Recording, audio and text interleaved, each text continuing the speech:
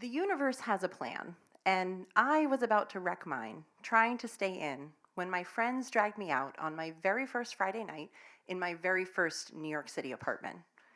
There was a ton of gridlock getting to this party downtown, so as we sat in this cab, I just tried to focus on this moment. I had been dreaming about this moment. I was out with all my girlfriends, I had a solid job, I had spent a year saving so that I could move into an apartment in Hell's Kitchen, and this Friday night, instead of riding the train home to New Jersey, I was going out. And when we arrived at this rooftop in Tribeca. We were standing under the glow of the World Trade Towers, and across the rooftop was this guy with a big smile and even bigger hair. I asked my friend to introduce me, and she said, "Rachel, this is David." And we just talked. We talked and talked like no one else was there. It was just like lightning in a bottle. And we were excited to live in the city. We were a little insecure about our jobs. We really didn't know if we wanted to come to this party. We talked like I was sure I'd been left behind by my group of girlfriends when they reappeared and decided to drag me home. And since he'd missed all of the cues, I asked him for his number. And then I left with him. I left with my friends. And I left my phone in a cab. So this is like, early cell phone days, and so I had to rush out the next morning, totally hungover, just to get a phone because I didn't want to miss his call. And I fielded the call, and I got this date, and the date was also great. There was just nothing wrong with this person. I mean, it just felt such joy being with him.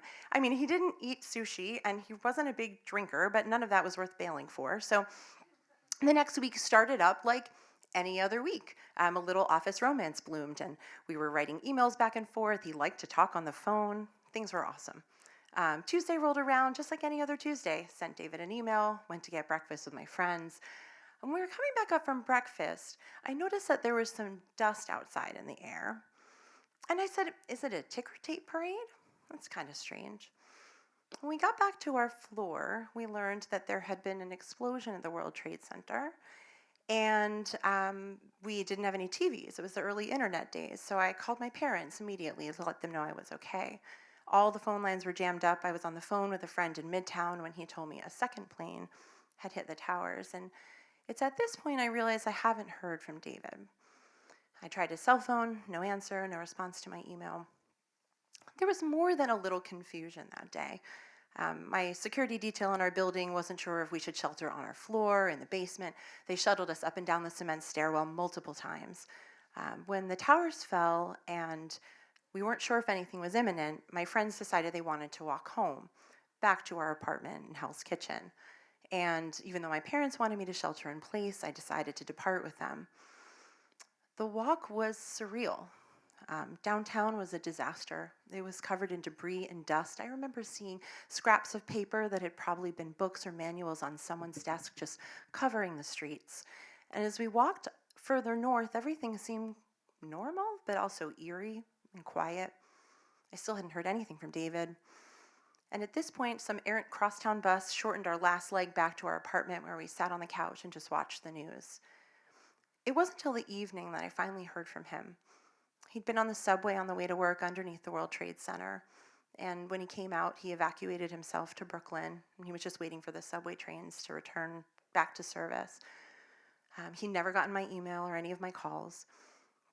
And even though I'd spent the whole day worrying about him, I just didn't get in touch with him for a couple of days. I focused on my friends. One lived in Battery Park, one lived in New Jersey, and they couldn't go home. I had to convince my parents it was safe to stay in the city.